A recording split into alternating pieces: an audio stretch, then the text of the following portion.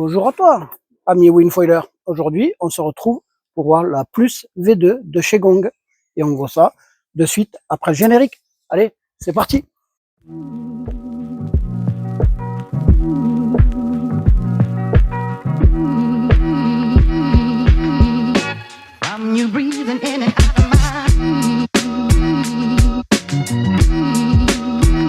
Allez, c'est parti les amis Winfoiler. On voit cette Gong Plus V2. Cette wing, elle est sortie fin 2021.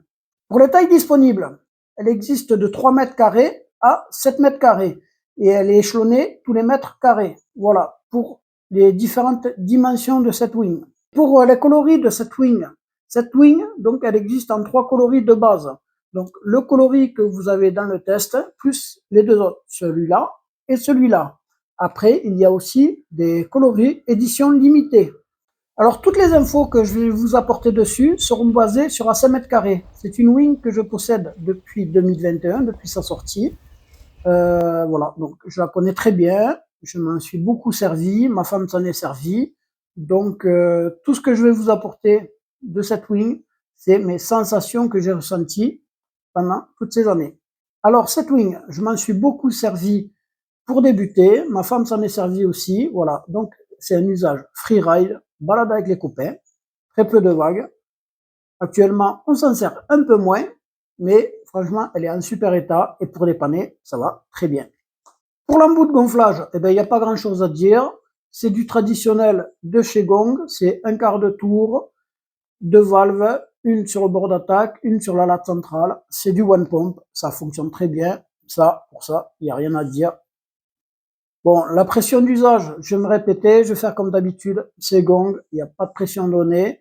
Pour ma part, moi, je trouve qu'elle fonctionne super bien à 7 PSI. Donc, je la mets tout le temps à 7 PSI.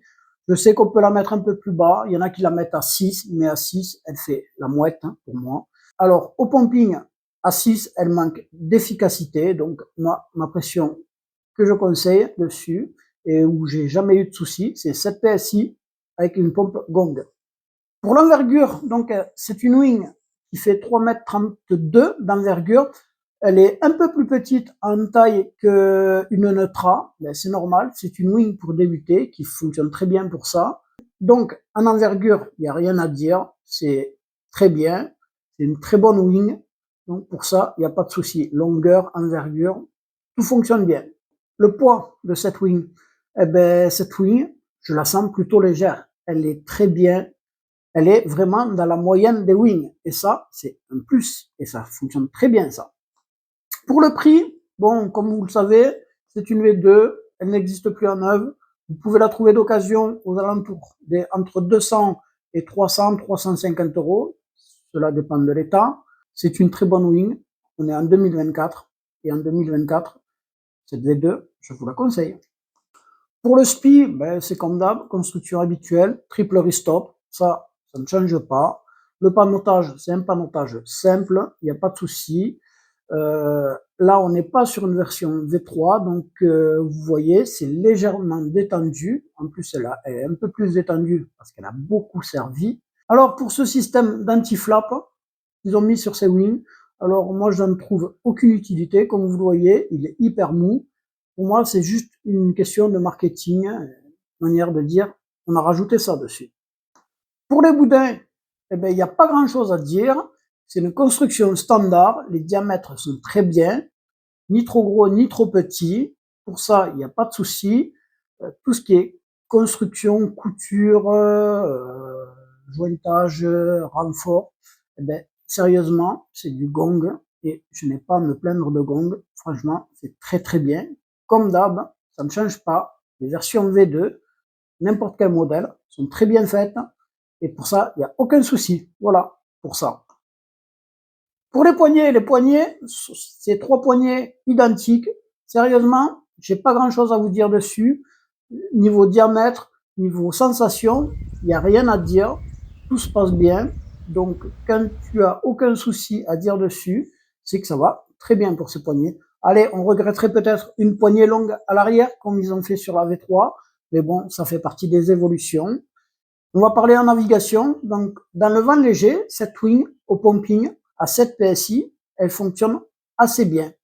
C'est pas la meilleure, pas la plus mauvaise, mais sérieusement, pour débuter, elle a la puissance qu'il faut, ce qu'il faut. Je vous parle de ça à 7 PSI. À 6, elle aura tendance à faire un peu la mouette et vous renvoyer la puissance un peu plus tard. Les bouts de harnais, comme vous voyez, ils y sont. Alors, cette wing, instabilité, ben, c'est une wing de débutant. Donc, réellement, elle a été bien conçue pour ça. Donc, elle bouge pas, elle flappe pas, elle tape pas sur l'eau. En free fly, elle fonctionne très bien. Voilà, donc, pour sa stabilité, personnellement, je n'ai rien à dire. Elle fonctionne très bien, cette wing. Alors, cette wing, en navigation, elle a tendance à tirer sur les deux mains. C'est pas une wing qui te fait accélérer. C'est pas une wing de perf. C'est pas fait pour faire de la vitesse. Elle est assez constante. Tu te feras pas peur avec. Donc, et ça fait partie de son programme. Son programme, c'est débuter. Et pour ça, elle fonctionne très bien. On va parler manœuvre. Donc, pour apprendre le jibe, il n'y a pas de souci. Ça fonctionne très bien. Son envergure ramassée, salade centrale assez courte. Sérieusement, pour ça, c'est très bien. Il n'y a rien à dire. Pour le tac, alors, elle est dans la moyenne. C'est pas la meilleure. C'est pas la plus mauvaise. Elle le passe assez bien. Donc, si tu veux t'entraîner pour passer le tac, tu peux t'en servir aussi. Ne t'inquiète pas, elle fonctionne mieux que certaines wings pour passer le tac. Alors, pour les remonter au vent, cette wing, elle remonte assez bien au vent, à 7 PSI, comme d'habitude. À 6, elle remonte un peu moins bien. C'est pas la meilleure wing pour remonter au vent, mais dans l'ensemble, sérieusement, elle remonte assez bien au vent. Cette wing, elle est pour qui? Cette wing, elle est pour les gens qui veulent une wing qui est neutre, qui fonctionne bien partout, qui n'a pas de gros défauts, qui est faite pour débuter. Elle pardonne beaucoup de choses. Donc, si tu es, comme je dis, si tu es débutant ou intermédiaire et que tu ne cherches pas à faire de la vitesse, tu peux y aller. Elle est pour toi, cette wing. Sérieusement, elle n'a pas beaucoup de défauts en 2024, cette wing. Sérieusement, je te la recommande. Alors, je vous dirais même que cette wing, à l'usage, moi, je la sens plus facile que la V3. Allez, c'est parti, on voit les plus et les moins de cette wing. Pour commencer, on attaque le plus. Le premier point positif de cette wing, c'est son prix, comme beaucoup de wings de chez Gong. Le deuxième point positif de cette wing, c'est que c'est une wing qui est très polyvalente. Pour ça, il n'y a pas de souci, elle est très bien cette wing. Le troisième point positif, c'est que c'est une wing qui est assez compacte. Vous avez une petite wing pour une 5 mètres qui est pas très longue, pas très large et pas très lourde. Sa compacité, elle est super.